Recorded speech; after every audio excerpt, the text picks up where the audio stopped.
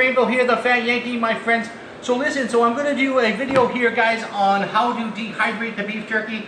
First, we're going to put it in the oven, and we're going to heat this up to a safe temperature of 160 degrees Fahrenheit in our oven.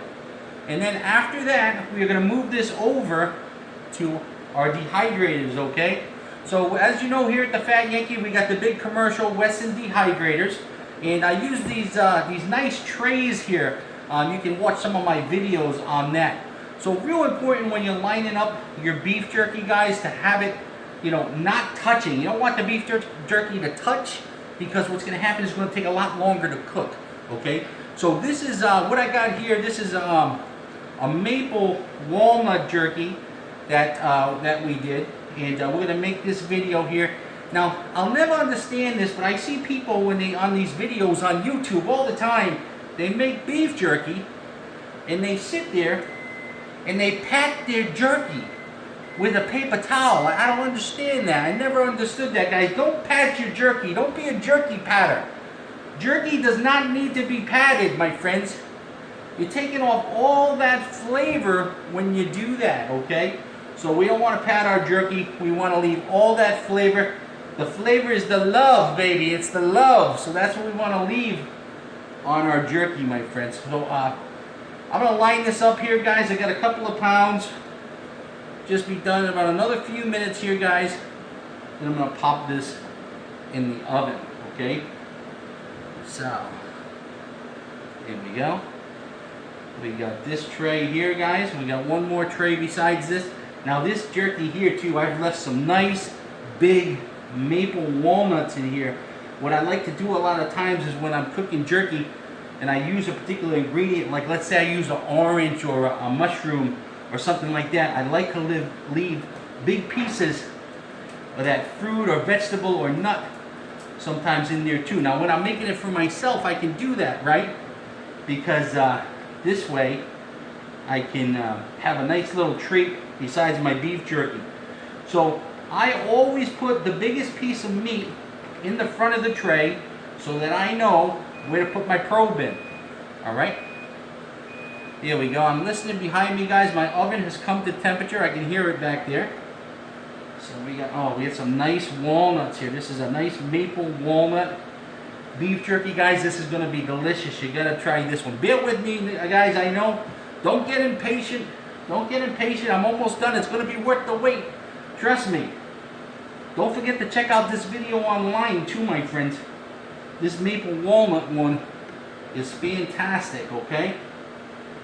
So we're almost done. I'm going to use a third tray here, guys, because we got a lot of these nice walnuts here. Look at these nice walnuts. Oh, these are nice candied walnuts. I'm going to spread these out throughout the jerky. And now these walnuts, they're not going to, they're not going to take long, and they're not going to be, disfigured when we're cooking them in the oven either. Okay, they're going to stay at same shape, and what's going to happen is it's going to be nice and caramelized with that maple syrup on it. All right, just a few more pieces. I want to make sure I get all those nice walnuts here, and that's it. We are almost done. All right. Oh, look at this. This is delicious stuff right here. All right, just be sure that we're not touching, right, guys? All right, here we go. I don't want to forget any of these candied walnuts. I'll be eating these things up like crazy. I love them. All right, that's it. That's it, my friends. Let me clean my hands here. And what we're going to do is I'm going to pop this in the oven right now. I'm going to show you how I insert the probe into the jerky. Then I'm going to come right back after I do that, after the timer goes off. I'm going to show you how we transfer this with these nice drip pans. Transfer this right into the dehydrator. And we finish off cooking the jerky, guys. Okay, so here I go to the oven. Here. I'm going to pop this in. My oven's at 375. Now put this probe in, guys, into my thickest piece of jerky here. Just like that. I'm going to shut the oven door, guys. I'm going to wait till this timer goes off, till it reaches 160 degrees. and then we're going to come over, finish up the video, and put this stuff in the dehydrator so I can be eating some beef jerky this afternoon. Thanks guys for watching. Don't forget to like the video, subscribe to the channel. We'll be right back. Okay guys, Keith Rango here again, the Fat Yankee guys. So listen, we're going to continue this. Our temperature, our thermometer has gone off. It's hit 160 degrees now, okay? So I'm going to take this out of the oven. Actually, this is the last one I'm doing, so I'm going to clear that out and end that. So I'm going to take this out of the oven, my friends. Woo-wee! It's hot, right? So I'm going to pull this probe out, like so. Just be careful, guys. That probe is obviously real hot when you pull that out. So now what we do, my friends, is I'm going to switch trays, and because this one here is going to have a lot of fluid, a lot of the grease and the fluid from the jerky and the marinade. Okay, so I'm going to take this out like this. Oh man, that smells good. Shut the oven. Put this here, guys.